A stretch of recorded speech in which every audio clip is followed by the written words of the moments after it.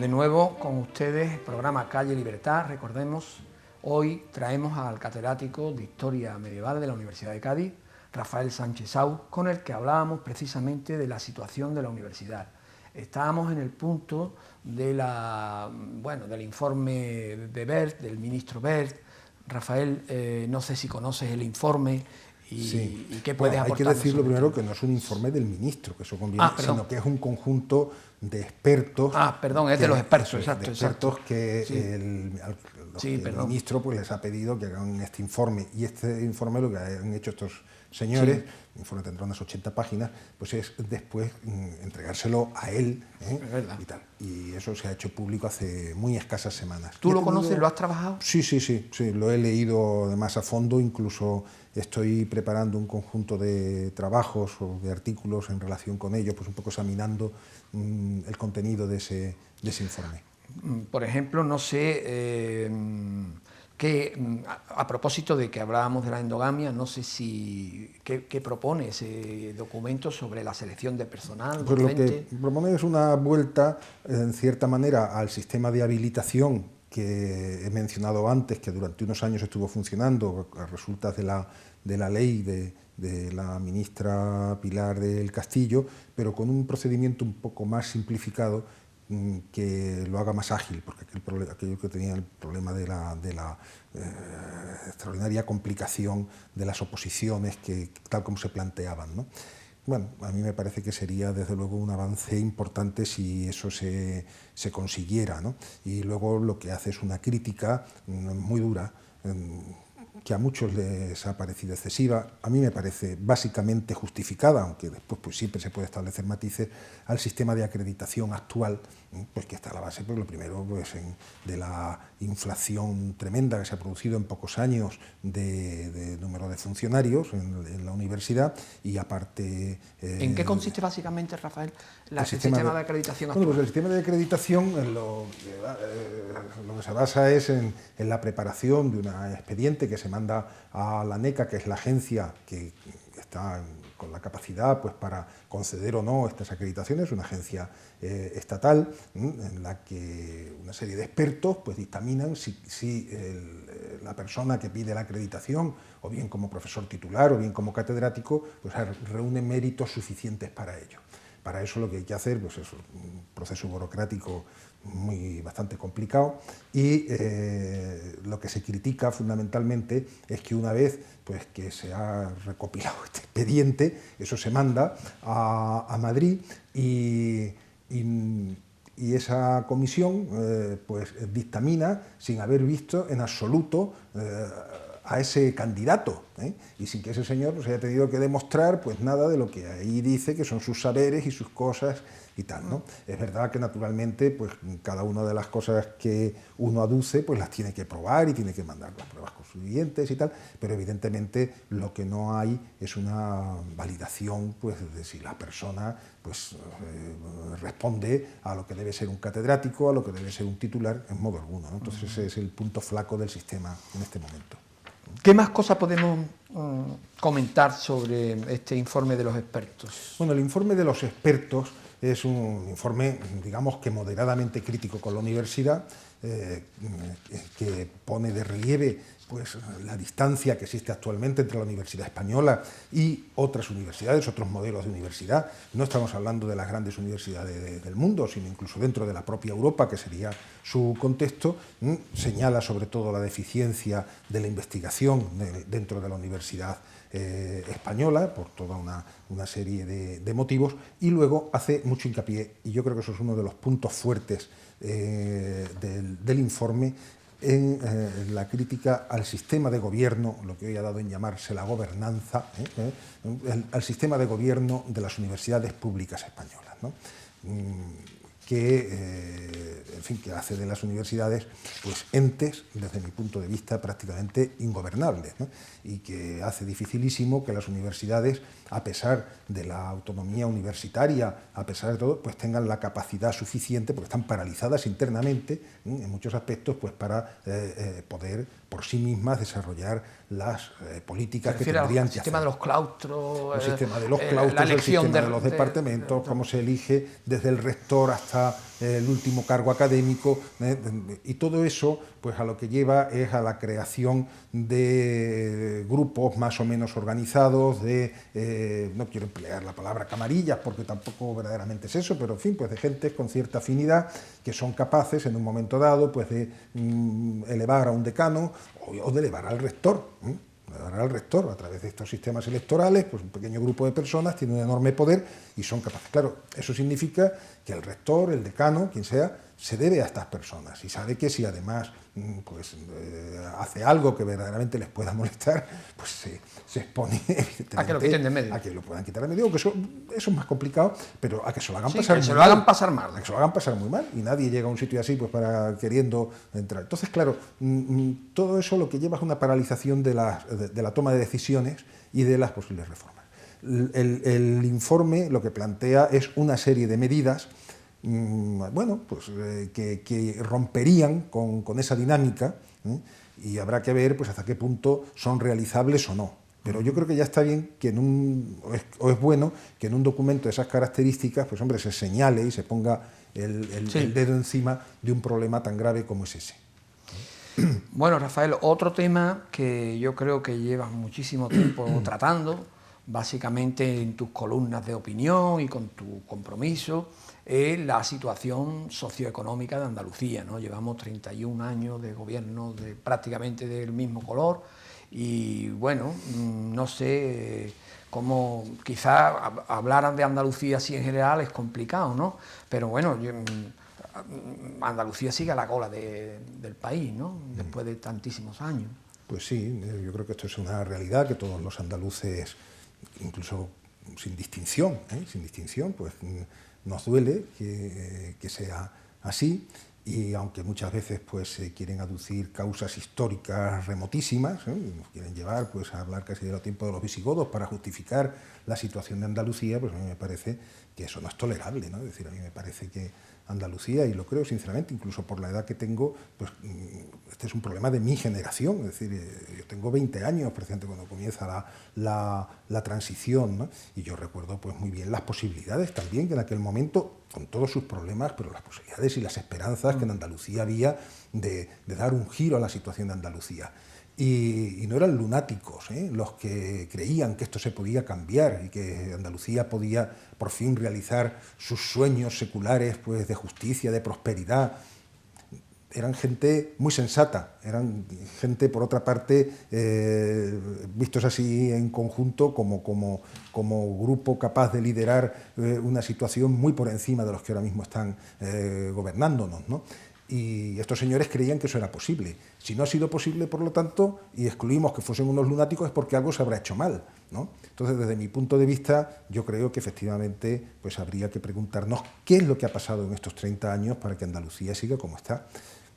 ¿Eres de la opinión de que en realidad lo que ha ocurrido políticamente es la ocupación de un partido político de Andalucía en todas las instituciones? Como opina muchísima gente hoy. Yo creo que eso es difícilmente rebatible, es decir, cuando se observa lo que ha sido la vida pública de Andalucía en todos los órdenes, ahora está más matizado porque verdaderamente hay otros contrapesos a nivel nacional, a nivel local, pero lo que ha sido la vida de Andalucía durante décadas, pues eso yo creo que no se puede discutir. Otra cosa se podrá discutir si un partido pues se va a hacer el harakiri, va a hacer elecciones para perderlas y así ceder el poder alegremente. Sí, pero no es eso lo que... Pero no es eso lo que estamos hablando. Es decir, la realidad es que las consecuencias pues, de esa ocupación permanente del poder y luego no tanto de la ocupación del poder, como de los medios que se han utilizado, no ya solamente para ocupar el poder, para perpetuarse en él, digamos que penetrando todos los resquicios de la sociedad desde donde se podía procurar alguna sombra de cambio, alguna voz disidente y tal, y cómo se ha actuado, yo creo que eso sí que ha sido terriblemente negativo para Andalucía, ¿no? Es decir, yo creo que Andalucía ha sido una sociedad, empieza a cambiar en ese aspecto también desde hace ya algunos años, pero una sociedad silenciada, y una sociedad en la que simplemente quedarse al margen de la foto, como se llegaba a decir, significaba la muerte civil. Uno ya no podía aspirar prácticamente a nada en un entorno, no solamente político, social, profesional, académico. Sí, porque empresarial. La ocupación ha sido casi absoluta en cajas de ahorro, en universidades. Creo que ha sido eso, tú dices bien, una especie de ocupación tentacular de un poder político que naturalmente lo que quiere es perpetuarse, pero que al mismo tiempo tiene otro aspecto más perverso. Porque al mismo tiempo, y yo no creo que esto se fuese conscientemente, pero inconscientemente las cosas han funcionado así, hay todo este aparato de poder, sabe que si Andalucía llegase a cambiar y a convertirse en otro tipo de sociedad, no podría manejar a esa sociedad como la maneja. Por lo tanto, conviene que siga siendo lo que es. No hay más que ver Canal Sur a lo largo de los años pues, para darse cuenta cómo esto no es una cosa pues, meramente inconsciente, sino cómo de una manera consciente se siguen alimentando pues, los mismos resortes, los mismos complejos, los mismos, pues para seguir teniendo por delante pues, una sociedad disminuida a la que uno pues, puede manejar con enorme comodidad. A mí especialmente me preocupa, como a ti seguro, porque somos gente de la enseñanza, precisamente la enseñanza en Andalucía. Los informes PISA son demoledores en ese aspecto. Los informes PISA son demoledores en Andalucía y en buena parte de España. Sí. Porque hay algunos sitios donde se han hecho las cosas mejor y los resultados empiezan a ser ya llamativamente diferentes. Estoy pensando en este momento, por ejemplo, en Castilla y León, donde siendo una sociedad que en principio no parte de niveles mejores en muchos aspectos económicos y demográficos de Andalucía, y sin embargo el nivel de la educación hoy es llamativamente superior, ¿no? Pues Andalucía yo creo que lo que tiene hoy, sobre todo, creo de verdad, es un problema de educación, un problema de educación. Eso es algo que para los que estamos en la educación en cualquiera de sus niveles pues, lo percibimos inmediatamente. Yo he tenido la oportunidad, lo has mencionado, de estar varios años recientemente trabajando en Madrid, y aunque estaba como rector, pues daba clases y yo he tenido ya alumnos. Bueno, yo no quiero hacer comparaciones fáciles, pero verdaderamente el nivel que allí me encontraba era bastante distinto al que yo habitualmente he encontrado aquí a lo largo de los años y al que me he encontrado después, ¿no? Es decir, esto ya no es algo que afecta solo a los niveles inferiores de la enseñanza, donde yo creo que de verdad tenemos una tragedia. Y eso hay que irse a los barrios y hay que irse a los pueblos andaluces para darse cuenta y hablar con los maestros y hablar con los profesores de instituto, sino también ya en los niveles superiores. Bueno, iba a comentarte algunos pero en realidad son anécdotas de los sucesos que han ocurrido últimamente, como por ejemplo estos chavales que han suspendido, los claustros les han suspendido las asignaturas y los padres han reclamado, y bueno, según la consejera, pues era una reclamación normal y se les ha aprobado, se les ha promocionado después de 2 años de repetir 5 y 6 asignaturas, y bueno, o por ejemplo el intento de otorgarme, parece que eran 7.000 euros a pagar en 4 años para todo docente que apruebe un porcentaje determinado de alumnos. Esto ha pasado. Sí, sí. Estas son las soluciones que están proponiendo. Yo recuerdo que hace años escribí, cuando eso se implantó, una medida parecida, si no era esa, planteé un artículo. Escribí un artículo referido a un instituto de un pueblo del norte de Córdoba en el que los profesores se habían negado a aceptar eso porque consideraban que eso afectaba a su dignidad como profesores, que les pagasen por aprobar, ¿no? Yo creo que la gran mayoría se ha negado. Hubo un movimiento eso, pero hubo un colegio, quizá un instituto, que quizá fuese el primero que especialmente se significó por eso, ¿no? Y no es problema de dinero, yo creo, ¿no, Rafael? Porque, bueno... Hombre, luego a nadie le sobra el dinero. Cuanto más dinero se invierta en educación, pues más frutos se recogerán. Pero hay que decir que España, en su conjunto, dedica a la educación pues unas cifras muy considerables y unos porcentajes que, aunque no son los más altos, están muy por encima de otros sistemas de educación, otros sistemas de enseñanza, que estando mucho menos económicamente solventes y fuertes, sin embargo tienen resultados mucho mejores. Luego, a mí me parece, sinceramente, que ese no es el problema. Es el sistema, ¿no? Yo creo que es el sistema, y yo creo que sobre todo pues es un conjunto de elementos que podríamos decir que además son indiciarios, nos dan claves sobre el conjunto de nuestra sociedad y que, digamos, confluyen después en la educación de una manera demoledora, ¿no? Todo el problema que nos encontramos en las familias, ¿no?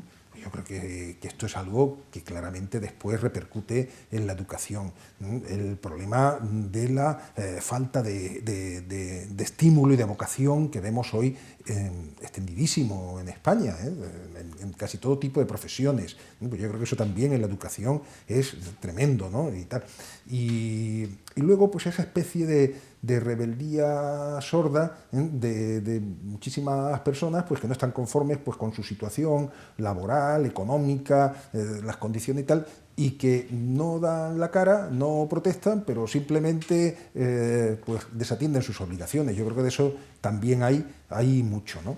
Y luego, claro, como se nos ha venido abajo, pues prácticamente lo que podríamos llamar los niveles de educación elemental que hacen posible la convivencia, y en el aula prácticamente han desaparecido y no se exigen, y si uno los exige pues se mete en un lío, pues entonces eso ya... Es que no hay incentivo a la disciplina, al esfuerzo, al trabajo, a la promoción. Claro. Se promociona durante muchos años, ahora... No, lo que se produce, que es tremendo, es la presión, sin ningún tipo de contrapeso, ni corrección, de los peores de cada clase sobre los mejores chicos, de manera que estos o entran por el aro de convertirse en un gamberrete más y tal, o si no, pues se encuentran con que lo pueden pasar muy mal, porque como no hay autoridad por otra parte del profesor, el profesor protege a estos, ni nada de nada, pues quienes imponen la ley, porque vacíos de poder no hay, es decir, si el que no ejerce el poder en el aula, vamos a llamarlo así,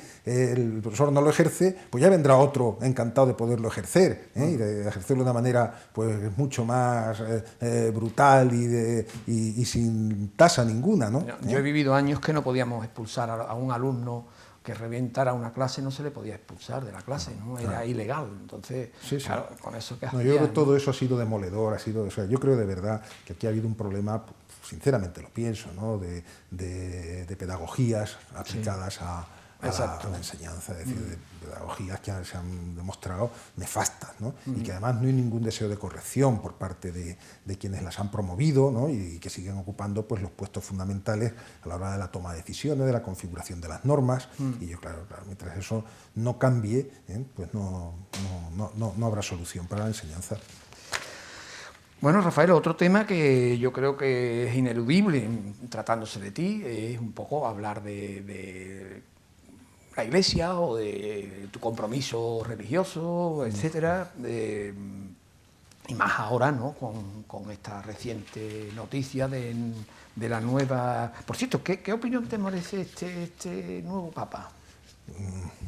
Bueno, primero tengo que decir que me ha llamado la atención que digas, tratándose de ti hay que hablar de esto, ¿no? Porque eres una persona comprometida, precisamente, sí, ¿no? Y con la verdad es que es un aspecto importante en mi vida, ¿no? que en fin, que procuro vivirlo pues con la naturalidad que se tienen que vivir todas estas cosas, ¿no? Pero sí es verdad que es una verdad que me interesa profundamente, puesto que me considero católico practicante, y entonces, pues en fin, no es que intente hacer alarde de eso, ni muchísimo menos, pero bueno, pero sí que es verdad que es un tema que me interesa, ¿no? Bueno, pues me has preguntado ya directamente por el Papa Francisco, por el nuevo Papa. Pues yo tengo que decir que, bueno, que lo primero que ha sido una gran sorpresa absolutamente para todo el mundo, ¿no? Es decir, es un hecho no sorprendente, que causa verdadero estupor el pensar que más de 5.000 periodistas que había en Roma haciendo cábalas sobre quién podía ser el Papa, las quinielas que han hecho todo tipo de medios y tal, y nadie mencionase absolutamente para nada al cardenal Bergoglio, a pesar de que había tenido como 40 votos, según dicen en el anterior cónclave, y tal, y que podía haber sido Papa incluso... O sea, fue como la alternativa, al Papa a Benedicto XVI en aquel cónclave. Entonces a mí me sorprende mucho el análisis que se hace de las cosas, porque decir, bueno, que nadie pensase en el cardenal Bergoglio cuando había tenido ese peso importantísimo en el anterior cónclave y tal. O sea, entonces es una sorpresa que al mismo tiempo a mí me sorprende, ¿no? Es decir, que se haya producido, porque yo creo que alguien tenía que haber alertado pues que este cardenal pues tenía posibilidades de ser elegido, ¿no? Dicho lo cual, sobre eso, pues, y superada la sorpresa que produce pues, simplemente la falta de información, no otra cosa de por dónde podían ir los tiros, pues hombre, a mí me parece que es es un papa que reúne en su biografía pues todos los elementos desde hace muchos años que lo configuraban pues como un posible papa para estos tiempos que vivimos, ¿no? Es decir, cuando yo he empezado a leer pues en estas horas últimas y estos días pues las biografías que se han elaborado, las cosas y tal, y bueno, pues la verdad es que parece que es un hombre pues muy a propósito para los tiempos actuales. Dicho esto también, yo quiero decir que si cualquiera de los que se decía que podían haber salido hubiera salido, pues yo estaría diciendo exactamente lo mismo. Es decir, es que claro, que aquí tenemos un banquillo que no veas, ¿no? Es decir, es que entre los 115 cardenales pues podía haber 30 o 40, que yo estoy convencido que cualquiera de ellos hubiese sido un magnífico papa, por formación, por trayectoria, por virtudes, por capacidades humanas. Bueno, pues cuando hay ese banquillo, pues lo que hay que hacer ahora es hacer piña. Es decir, bueno, pues bueno, sabemos que tiene un trabajo muy, muy difícil, Dios lo ha elegido para ello, Él ha aceptado, y ahora pues lo que tenemos que hacer los católicos pues es unirnos a Él y ayudarle en esta tarea inmensa que ha caído sobre Él. No, estaba pensando mientras hablaba, sin pretender comparar, pero que en los partidos políticos generalmente ya se sabe quién va a salir, pero muchísimo claro, antes, es otra ¿no? cosa, Esto es ¿no? verdaderamente imprevisible, ¿no? Sí, sí, es algo... Hombre, por ejemplo, la elección de Joseph Ratzinger en el anterior conclave no es que estuviese cantada, más, pero bueno, pues era uno de los que se manejaba y a nadie le sorprendió propiamente cuando fue él el que se Pero en la mayoría de los casos han salido papas que no se ¿no? ¿Quién iba a pensar en el Papa Wojtyla? ¿Quién iba a pensar antes en el Papa Luciani? ¿Quién? O sea, las sorpresas son muchas, pero yo creo que eso es producto lo que antes coloquialmente yo llamaba el banquillo. Cuando tienes un banquillo se pueden producir sorpresas, ¿no? Cuando tienes dos o tres nada más, y además esos 2 o 3 se han dedicado durante tiempo a impedir que surja nada a su sombra, para que no pasen de esos 2 o 3 las alternativas, pues entonces no hay sorpresas, ¿no? Claro. No hay sorpresas, al final lo que se produce es un empobrecimiento, pero aquí resulta que no hay tal, ¿no? Rafa, me dicen que nos quedan 3 o 4 minutillos. Vamos a aprovechar para que nos hable un poco cómo ves tú la situación de la Iglesia actual en España y en general, ¿no?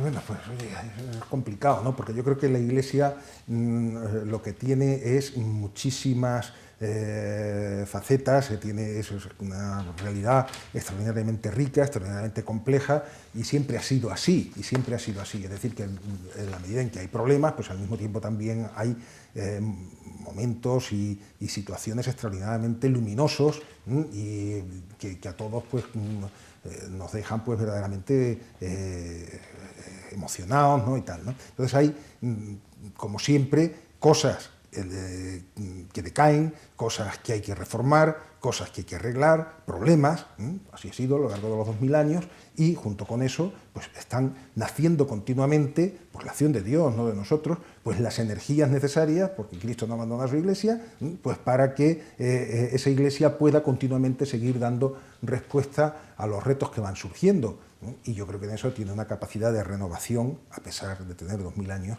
que no ha tenido jamás ninguna institución en el mundo, no estoy hablando en España, en no sé dónde y tal. Entonces hay que tener fe, hay que tener confianza y hay que darse cuenta pues que los católicos pues lo que tenemos que ser es obreros en la viña del Señor y estar a lo que sea su voluntad y tal, y así seguro que la Iglesia irá para adelante. Estupendo, Rafael. Bueno, ha sido de verdad, ha sido un placer tenerte en el programa, un verdadero lujo y no sé, ya, te despido y hasta siempre, como siempre. Rafael. Venga, muchas gracias. Bueno, pues a ustedes emplazarles al nuevo programa de Calle Libertad. Hasta entonces, muy buenas tardes, buenas noches.